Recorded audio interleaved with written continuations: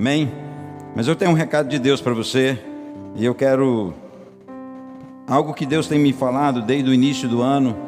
Já ministrei essa palavra em outros lugares, mas eu quero ministrar aqui hoje à noite, por entender que ela tem algo que nós precisamos atentar.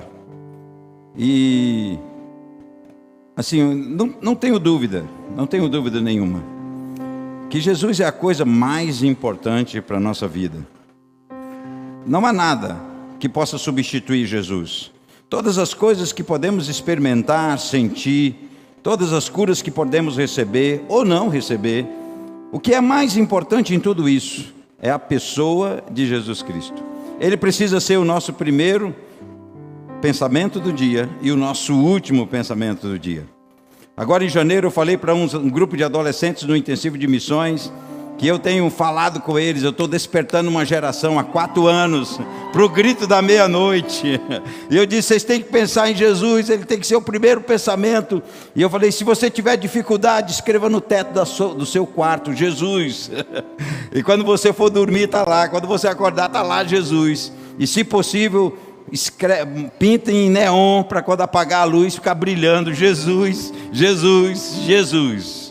Ele é nosso principal assunto. Não há outro fundamento, não há outra pessoa, não há outro motivo pelo qual nos reunimos aqui nesse lugar, a não ser por Jesus Cristo nosso Senhor. Amém? Glória a Deus. Abra aí sua Bíblia em Êxodo capítulo 40. Eu vou ler do versículo 34 ao versículo 38. Você vai acompanhar aí no telão, na NVI. Eu estou lendo aqui na minha Bíblia, na revista e corrigida. Então diz assim a palavra do Senhor: então a nuvem cobriu a tenda da congregação, e a glória do Senhor encheu o tabernáculo, de maneira que Moisés não podia entrar na tenda da congregação, porquanto a nuvem ficava sobre ela, e a glória do Senhor enchia o tabernáculo. Pois quando a nuvem se levantava de sobre o tabernáculo, então os filhos de Israel caminhavam em todas as suas jornadas. Se a nuvem, porém, não se levantava, não caminhavam até o dia em que ela se levantava. Porquanto a nuvem do Senhor estava de dia sobre o tabernáculo, e o fogo estava de noite sobre ele, perante os olhos de toda a casa de Israel, em todas as suas jornadas. Amém? Esse texto me chamou a atenção, em primeiro lugar, pela glória do Senhor que encheu o tabernáculo. Mas essa glória não era algo tão comum, tão simples. Não era apenas uma utopia, não era apenas um sentimento na parte de Moisés ou do povo de Israel. A presença de Deus era tão maciça no tabernáculo, que o texto bíblico deixa claro que Moisés não conseguia entrar no tabernáculo. Por quê? E por 2 vezes o texto vai repetir: porque a glória de Deus enchia o tabernáculo. A glória de Deus era uma presença maciça, palpável, quase concreta.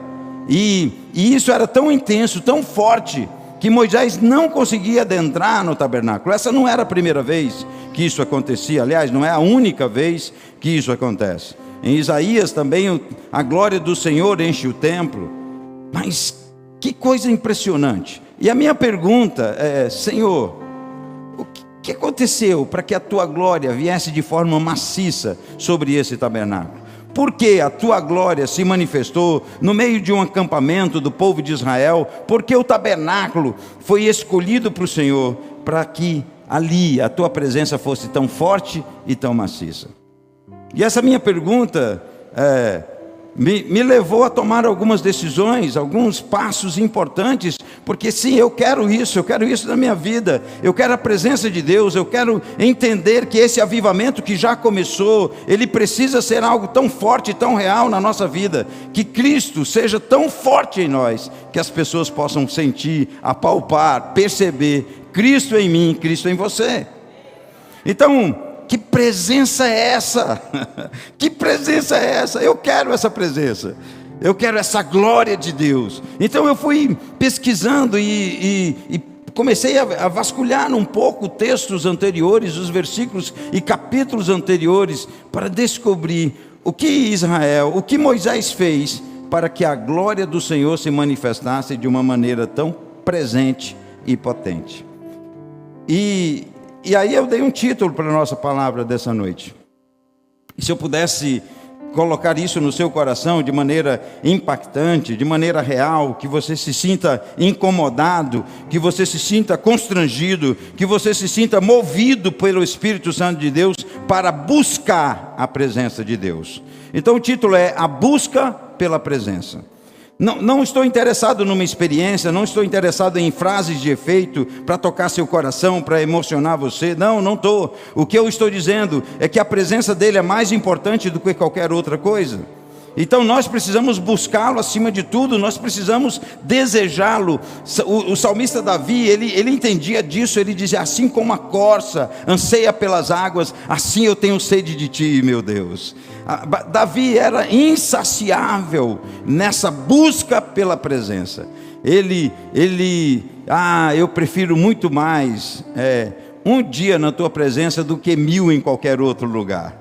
Por quê? Porque o importante não era o lugar, era a pessoa. O importante não era para onde, mas com quem eu iria. O importante não é o que eu estou fazendo, mas com quem eu estou fazendo. O importante não é o que eu vou dizer, mas em nome de quem eu vou dizer. Então a glória, a presença de Deus é algo fenomenal e importante para nós. Tão importante que nós precisamos estar conscientes disso, discernindo isso e buscando isso. Eu creio, meus irmãos, que há um avivamento em andamento, eu não tenho dúvida. Desde 2019 eu tenho essa convicção, um avivamento que Deus está derramando no meio do seu povo. Há um avivamento que está em pleno vigor, há um avivamento que está queimando aqui, ali, acolá. Um avivamento está acontecendo. E esse avivamento, eu tenho outra convicção, que esse avivamento não é para quem quer, é para quem busca.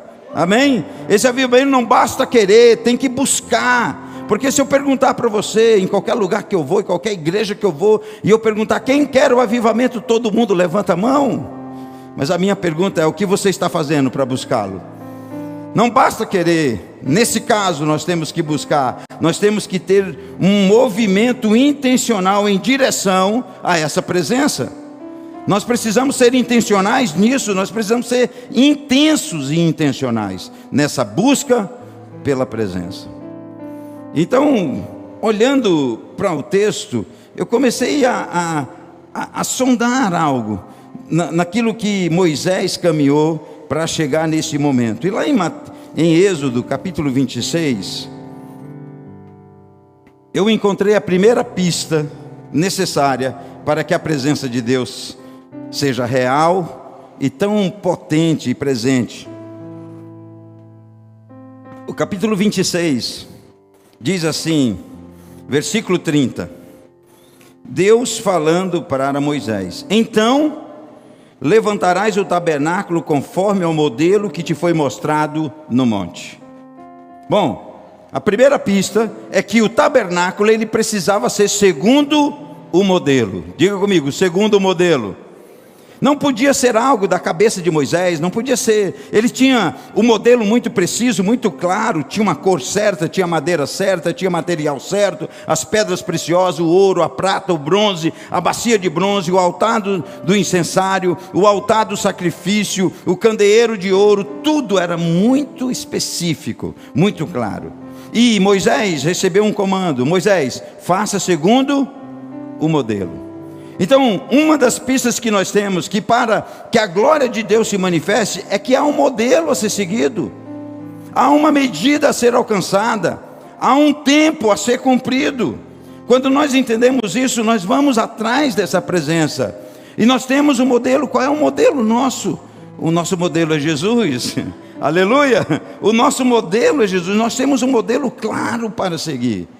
Eu não sigo homens, eu sigo Jesus. Eu tenho meus discipuladores, eu tenho pessoas que me influenciam, como os nossos pastores. Mas, gente, assim como eles imitam a Cristo, nós vamos imitá-los.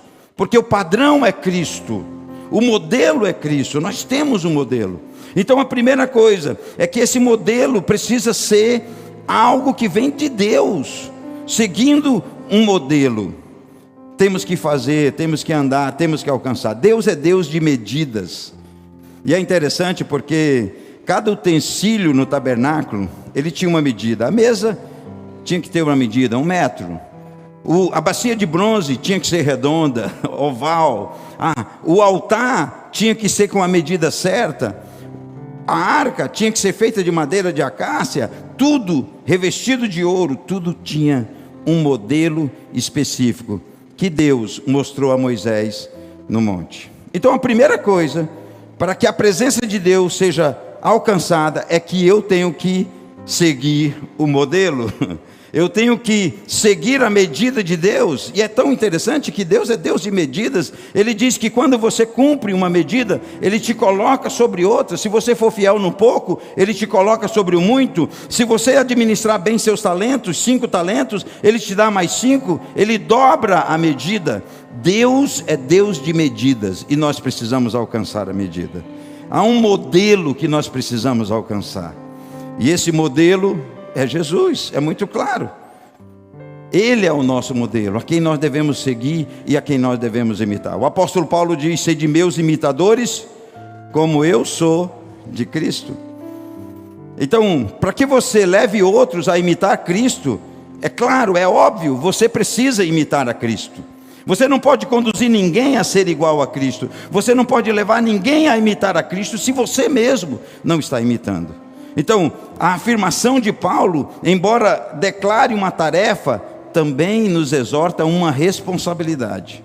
Assim como eu sou imitador de Cristo, assim também sede meus imitadores, diz o apóstolo Paulo. Por quê? Porque nós temos modelo. Há um modelo a ser alcançado. E essa é a primeira convicção que eu consegui encontrar para que a glória de Deus realmente encha o tabernáculo. A segunda coisa que me chamou a atenção está em Êxodo capítulo 33. Em Êxodo capítulo 33, Deus faz uma proposta. Versículo 15 nós vamos ler. Mas Deus faz uma proposta para Moisés. Olha que interessante. Disse Deus a Moisés: Moisés, tu vai, mas adiante de ti eu vou mandar um anjo. E na minha interpretação não seria qualquer anjo, seria um anjo forte, um anjo de guerra. O homem é bom de guerra, o homem é bom de batalhas. Então Moisés, vai, e adiante de ti eu enviarei o anjo. Enviarei diante de ti um anjo, e ele vai lançar fora da tua presença os teus inimigos. Mas meus irmãos, olha o que Moisés responde. Olha que ousadia de Moisés. Ele declara isso bem claro a Deus. Versículo 15 ele diz: então disse-lhe: se a tua presença não for conosco, não nos faça subir daqui. Aleluia. Então o que Moisés disse? Moisés disse: eu não quero anjo. Eu não quero anjo. Se o Senhor não for comigo, eu não vou. O que ele foi muito claro: se o Senhor não for, eu não vou. Então, a segunda coisa que nos prepara para essa glória poderosa que manifesta a presença de Deus é que nós não podemos nos distrair. É interessante que Moisés diz: eu não quero anjo, eu quero o Senhor. Eu me admiro, não está errado. Eu entendo que nós precisamos, os anjos estão aqui para nos servir, mas me preocupa que às vezes nós estamos mais procurando ver anjo do que ver Deus. Nós estamos procurando mais ver um anjo do que ver Jesus. O anjo não é maior do que Jesus. Jesus é que é o importante. Então a gente corre para um lado, corre para o outro, porque ouviu falar que tem um anjo ali. E eu não estou dizendo que não é importante, porque os anjos são espíritos ministradores que servem à igreja. Mas não podemos substituir o anjo por Jesus. O mais importante é Jesus.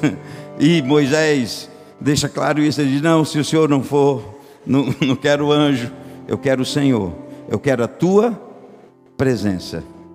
A segunda coisa que me fez perceber que Moisés foi crescendo e desenvolvendo esse ambiente onde a glória do Senhor fosse manifesta de maneira poderosa, é que ele disse: se o Senhor não for, eu não vou. O que eu quero é a tua presença.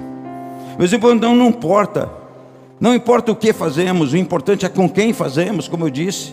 Não importa para onde você vai, mas com quem você vai. Jesus é a coisa mais importante para nós. Como eu fico alegre com a promessa de Jesus em João capítulo 14. Ele disse: olha, não se preocupe, não se turbe o vosso coração, fiquem tranquilos. Eu vou para a casa do meu pai, vou organizar as coisas. Na casa do meu pai há muitos lugares, se não fosse assim eu vos teria dito, mas eu vou, e vou organizar as coisas, vou preparar as coisas, mas eu voltarei, e os levarei comigo, para que onde eu esteja, estejais vós também.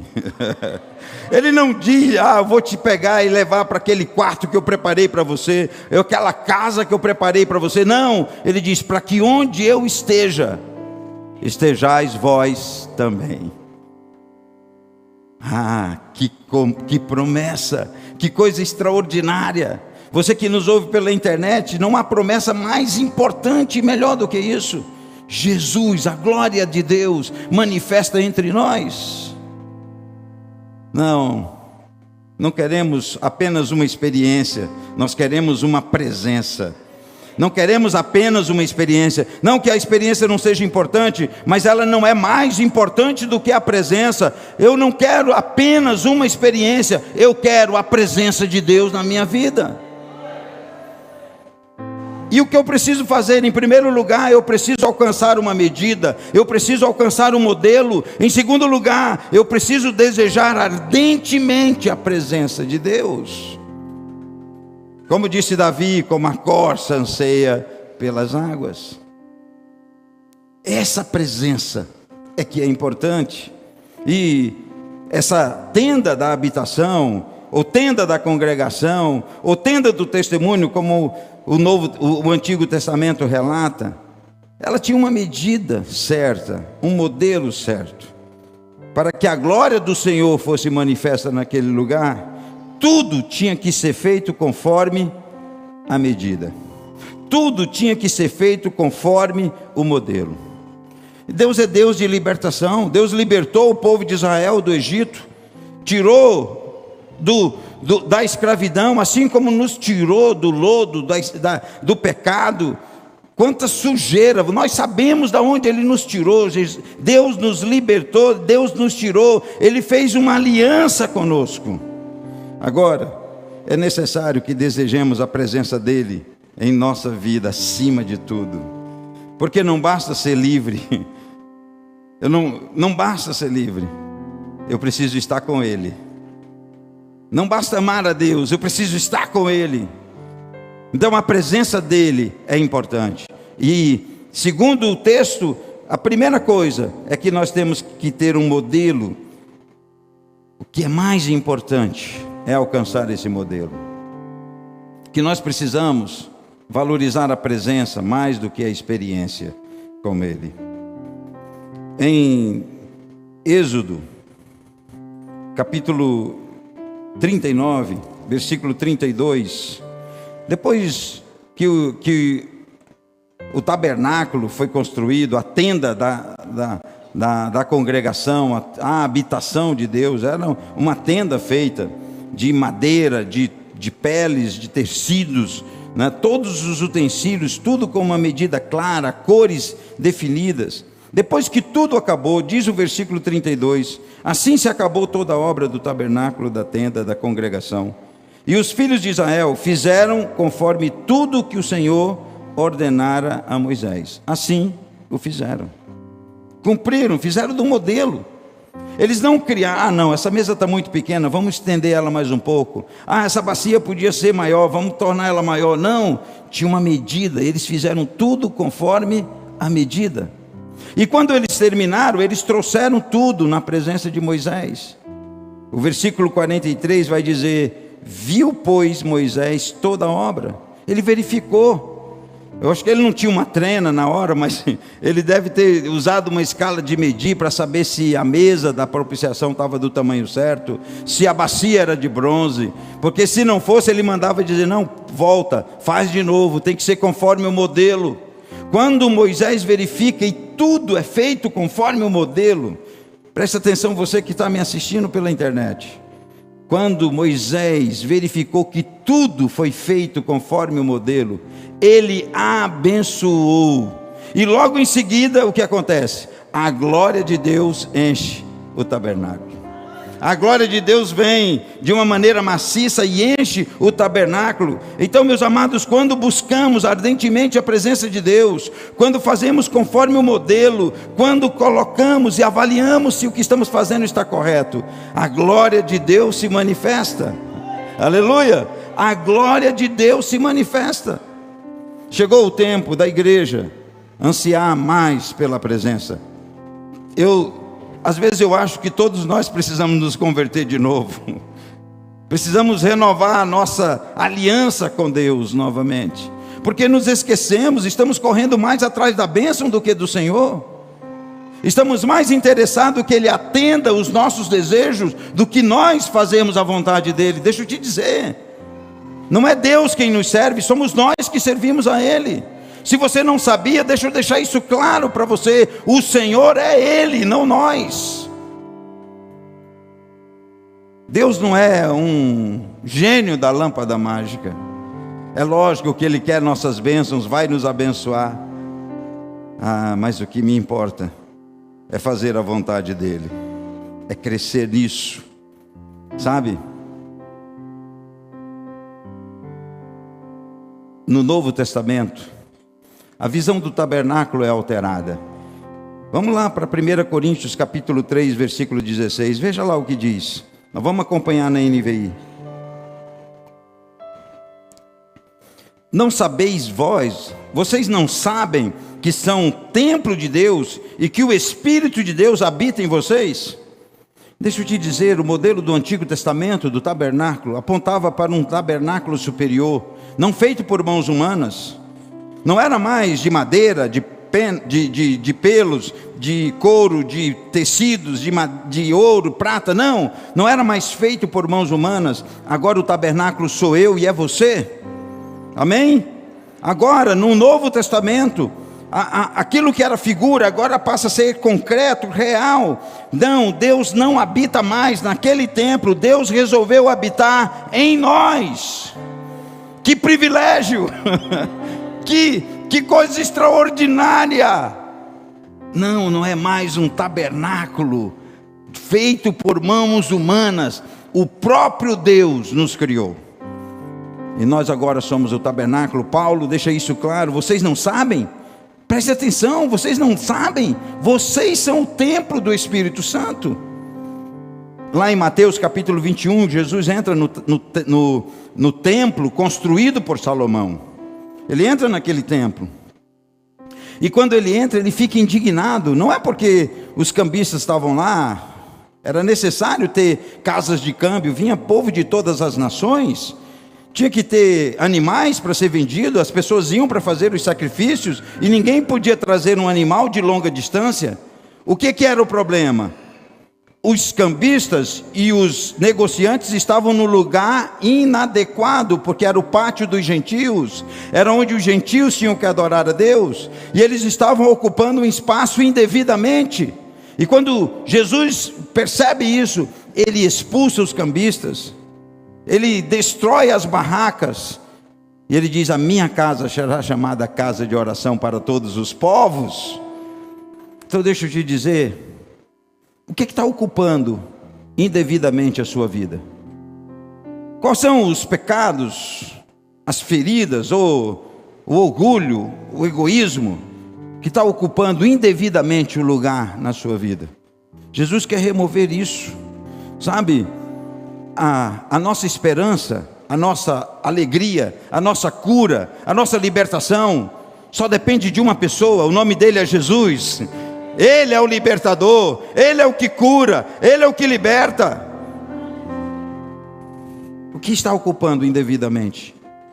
Bom, nós precisamos avaliar, como Moisés verificou as medidas, nós precisamos verificar também. Olha, Jesus declarou sobre esse templo de Salomão, Ele disse: olha, aqui não ficará pedra sobre pedra que não seja removida, destruído. Ele estava falando isso. ele purificou o templo, expulsou os cambistas, mas sabia que 40 anos depois aquele templo seria destruído. Por que ele deu tanta ênfase? Deixa eu te dizer uma coisa.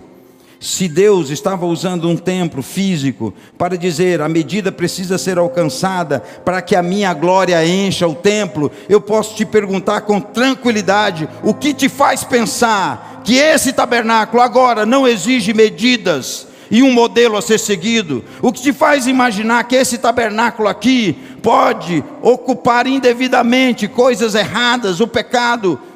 A glória de Deus é que precisa ocupar a nossa vida. Ora, se Deus exigiu uma medida do tabernáculo antigo, o que te faz pensar que Ele não exige de você uma medida a ser alcançada? O que te faz pensar que nós não precisamos de um modelo? O modelo é Jesus. A presença dEle em nós. Não basta ter um sentimento. Eu quero que a presença de Deus seja tão marcante em mim, que em todo lugar que eu chegue já não sou mais eu, mas Ele em mim. Como diz o profeta João Batista, que ele cresça e eu diminua, que as pessoas não me vejam, mas vejam Jesus. Pare de buscar ser o foco das atenções. Não é você mais, é Jesus. Ele é que é o importante. Ele é que é o importante. Jesus. A glória dele se manifestará de uma maneira maciça em sua vida quando você seguir o modelo. Que modelo é esse? Jesus. Quando você desejar tão ardentemente a presença dele na sua vida, que você não permite mais que nada ocupe a sua vida inadequadamente. Que o pecado seja removido, que o orgulho seja removido. Você não é o Senhor é Ele. Nós estamos aqui para obedecê-lo. Talvez não seja o discurso que você quer ouvir, mas deixa eu te dizer, Jesus é o Senhor. Deixa eu repetir isso para você: Jesus é o Senhor. Deixa eu te dizer mais uma vez: Jesus é o Senhor. A presença é a dele. Um dia eu estava em casa, acabou o café, acabou o gás, eu tive que sair para comprar o bujão de gás com um amigo, e não tinha nada aberto que eu pudesse comprar. Passei em frente a um bar, tinha lá dois bujão, e eu parei no bar, perguntei ao dono do bar: você vende esse bujão? Disse: vendo. Então eu quero um. Negociei com ele, paguei. Quando eu estava pagando, um dos que estava bebendo, alcoolizado, chegou para mim e me pediu para pagar uma dose para ele. Paga uma dose aí para mim. E o dono do bar disse assim: rapaz, você não está vendo que ele é crente? Ele não vai pagar bebida para você? Eu não tinha evangelizado o dono do bar. Eu não cheguei dizendo graça e paz. Eu não estava usando aquelas camisetas, eu sou crente. Não tem umas camisetas que a gente usa e diz assim, eu sou crente? Não estava usando. E aí eu perguntei para o dono do bar: como você sabe que eu sou crente? E ele disse: porque você tem um brilho diferente. Jesus em nós. É Jesus em nós, é a questão. Eu quero isso. Eu quero isso com uma intensidade maior. Eu quero que não seja mais eu. Eu não quero mais fazer a minha vontade. Eu estou cansado da minha vontade. Sabe? Não sei você, mas toda vez que eu assumi o controle deu errado. Estou cansado disso, sabe? Eu sei que a misericórdia do Senhor se renova todos os dias, mas eu não quero mais andar na misericórdia, eu quero andar na graça. Amém? Não, eu preciso da misericórdia, mas eu quero andar na graça.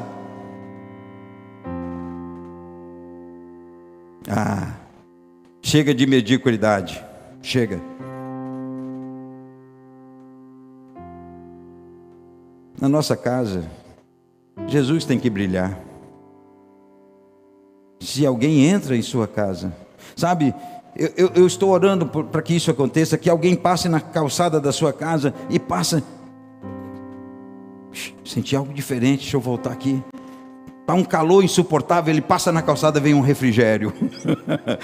Está um frio insuportável, ele passa na calçada, vem aquele calor aconchegante.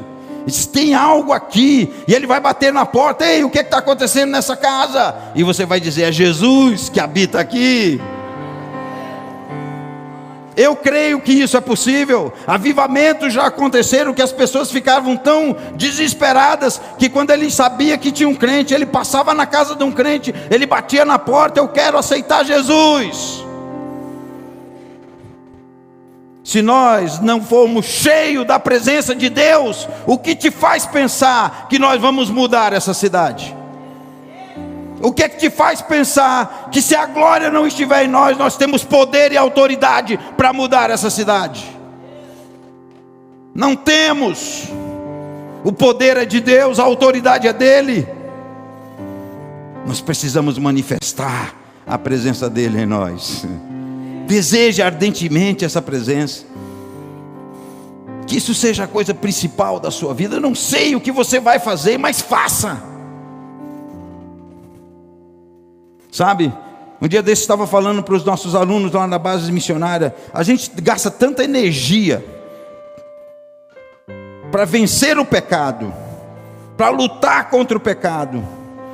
E eu disse para eles, olha, vamos mudar o foco esses dias. Vamos fazer o seguinte, nós vamos gastar toda a nossa energia para ser mais parecido com Jesus.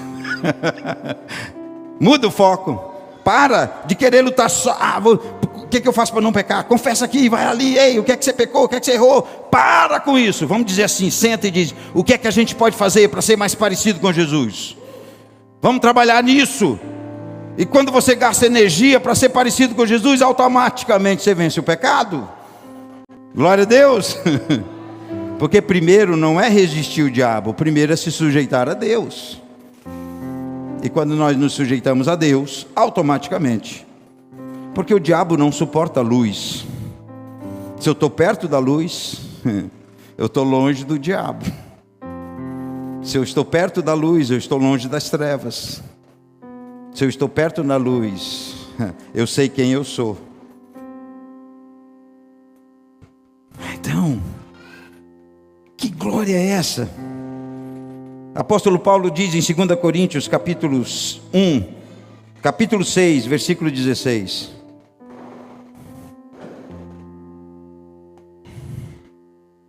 Meus amados, que acordo há entre o templo de Deus e os ídolos? Pois somos templo do Deus vivo. Deixa eu te dizer, ídolo aqui, idolatria e imoralidade é a mesma coisa. É a mesma coisa. Que acordo há entre eu ser o templo do Espírito Santo e ser um idólatra, um imoral? Paulo está dizendo, não há possibilidade disso. Que acordo há entre o templo de Deus e os ídolos? Pois somos templo do Deus vivo. Como disse Deus, habitarei com eles e entre eles andarei, serei o Deus deles e eles serão o meu povo. Não basta ser crente. Tem que ser um discípulo verdadeiro. Não basta ser um cristão apenas. Quantos cristãos nominais nós temos. Não sabem nem direito o que Jesus fez por eles. Eu preciso desesperadamente de Jesus. Sabe? Se há alguma coisa bonita em mim, foi Ele que me deu. Se você tirar Jesus de mim, você vai ver um monstro. Você vai ver um monstro. Sem Ele eu não sou nada. Sem Ele eu estou acabado. Sem Ele eu estou morto. Ele precisa ser a primeira coisa na sua vida. E deixa eu te dizer, Ele não aceita segundo lugar. Não aceita. Deus não quer muito de você, Ele quer tudo, entendeu? Não é muito, Ele quer tudo. Então entrega. Como eu disse, talvez todos nós precisamos nos converter novamente. De vez em quando eu sigo a oração do meu pastor. Ele faz o apelo. Ele disse, tem mais 2 ou 3. Eu digo, deve ser um desses sou eu. Eu digo, sou eu, um desses sou eu. E quando ele ora aqui com o pessoal, eu oro, repito a palavra, a oração, eu repito. Eu quero renovar isso em mim. Porque eu quero ser mais parecido com Jesus hoje do que eu fui ontem. Eu quero ser menos parecido com Jesus hoje do que serei amanhã. É um crescimento contínuo, não para. Não para. Pare de buscar, você para de crescer. Para de ler a Bíblia, você vai ver o monstro aparecer. E se o monstro já está lá, expulsa ele. E começa a ler a Bíblia. A palavra de Deus é poderosa. Não vou trocar a experiência pela presença, não vou. Não vou fazer como eu quero, eu vou seguir o modelo. Não vou fazer do meu jeito, não vou. Não funciona, eu vou seguir o modelo. Eu vou alcançar a medida. Eu não vou andar segundo a minha vontade, sabe? Quando o povo de Israel acordava, todo israelita saía da sua tenda, e quando ele saía da tenda, ele olhava para o centro do arraial. No centro do arraial, todas as tribos estavam ao redor, e no centro estava o tabernáculo. E ele olhava para o centro. Se a nuvem se movia, ele entrava para casa, arrumava a mala, desmontava a tenda, guardava tudo e se preparava para a jornada. Se ele olhasse para a nuvem estava estabilizada, ele ia cuidar da vida, fazer as tarefas, cuidar dos animais, limpar o terreiro, fazer as coisas. Ele não se movia por sua própria vontade. Ele esperava a nuvem se mover. Já andei demais sem a nuvem se mover. Já andei demais. Já me movi demais. E muitas vezes a nuvem se moveu e eu fiquei. Chega. Há um inconformismo no ar. O Espírito do Senhor está trazendo um sentimento, está trazendo um sentimento forte para a igreja. Eu não me conformo, não quero mais isso, não aceito mais isso. Chegou a hora, não é amanhã, não é daqui a uma semana, é agora. Chega de dizer Deus falou e você não faz nada. Chega. Chegou o tempo é agora. Há um sentimento de sentinela se levantando, que avisa do perigo, que aponta o caminho. A voz profética desses dias não é mais para o indivíduo, é para a igreja. Não é mais para o individual, não é mais apenas, eu vejo isso na sua mão, eu vejo isso. Não, a voz profética é para dizer, igreja, se arrepende, vamos para o caminho certo. Chegou o tempo e o tempo é agora. Não se mova se a nuvem não se mover. Esteja preparado para quando ela se mover. Por isso um israelita não espalhava muitas coisas. Tudo estava acomodado no seu devido lugar. Quando a nuvem se movia, ele não tinha muito tempo. Ele organizava rápido, desmontava a tenda e seguia a nuvem. E diz o texto que eles faziam isso em todas as suas jornadas. Não vale a pena nenhuma jornada sem ele. Não vale. Não vale. Altere hoje algo em sua casa. Algum tempo atrás, eu fiz uma oração para Jesus. Eu disse, Senhor, se tem um lugar para começar, começa aqui. Se tem uma pessoa, que seja eu. Deus vai fazer. Se Ele vai fazer, por que não aqui? Se tem um lugar para começar, que seja aqui. Se tem uma pessoa, que seja eu. Amém? Se Deus vai fazer, por que não aqui? Se Deus vai usar uma pessoa, por que não eu? Então, eu achei isso tão importante, eu disse, isso é muito importante. Eu escrevi na capa da minha Bíblia, está aqui, ó. Se tem um lugar para começar, que seja aqui. Se tem uma pessoa, que seja eu. Todo dia eu lembro disso. Todo dia eu lembro disso. Ah, Senhor, se tem um lugar, começa lá em casa. E lá em casa não começa pela minha esposa não, nem pela minha neta, começa por mim. A gente sempre quer que alguém faça algo. A gente quer que alguém comece algo. Não espere mais. É você.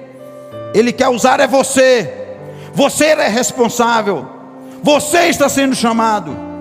Não transfira isso para ninguém, porque é seu chamado. A ordem é para você, não é para ninguém mais.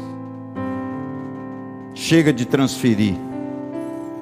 Ah, pastor, o senhor não sabe o que eu enfrento. Você não sabe o tamanho da força de Jesus. Porque não importa o que você enfrenta, com Ele tudo se desfaz. Tudo. Ah, essa glória. Não, eu não quero apenas um pouco, uma porção do Espírito. Eu quero que a presença dele seja tão maciça em mim que não caiba mais nada, que nada mais entre, porque a glória dele é maciça, aí não cabe mais nada. Eu não preciso de mais nada, porque ele me basta. Ele é tudo. Nós somos um pó. Jesus, você precisa estar apaixonado por Ele. Você precisa apaixonar-se por Ele.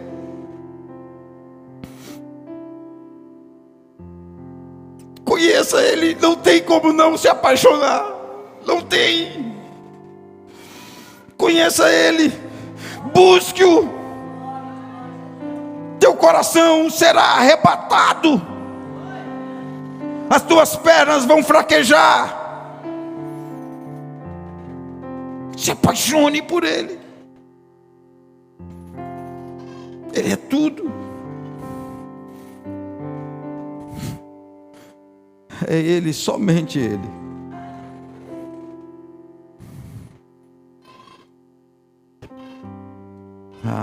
Há um mistério.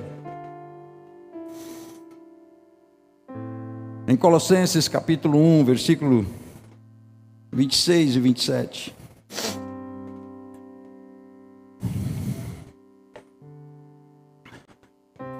O mistério que esteve oculto durante épocas e gerações. Meus irmãos, desde 2019 eu invisto em uma geração. Eu invisto pesado. Os adolescentes estão aí. Quando eu chego... É o rebanho mais importante da igreja hoje. Sabe? É a geração que dará o grito da meia-noite. Esses meninos aqui.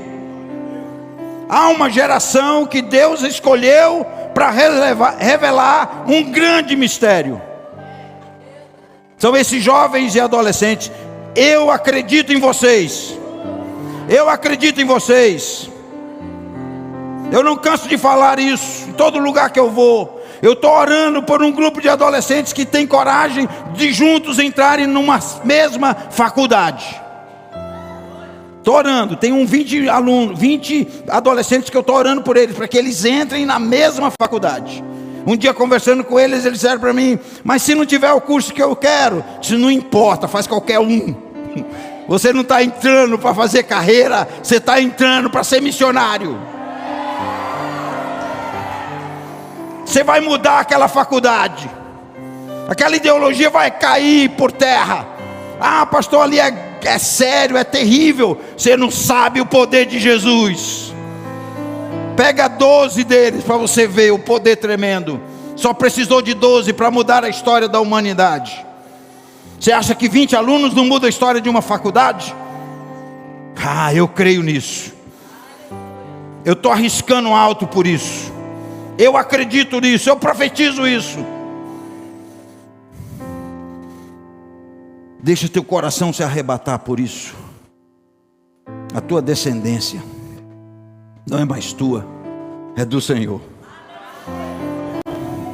Esse mistério que esteve oculto durante épocas e gerações, mas que agora se manifestou a seus santos. Versículo 27. Que mistério é esse? Cristo em vós, a esperança da glória. Versículo 27. Cristo em vós, a esperança da glória.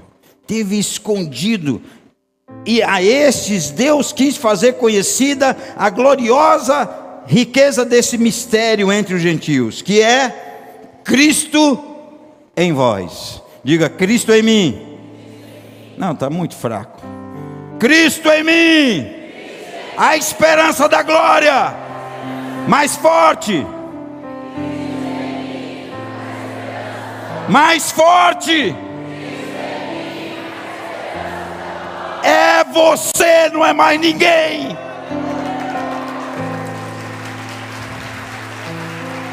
É você. Eu não quero ouvir contar a história desse avivamento.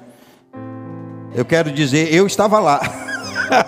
Eu estava lá. Eu vi, eu estava lá. Tem gente que vai ouvir falar, mas tem gente que vai poder dizer: eu estava lá. Eu estava lá. Você que decide a que grupo de pessoas você quer pertencer: aos que vão contar a história ou os que vão escrever a história?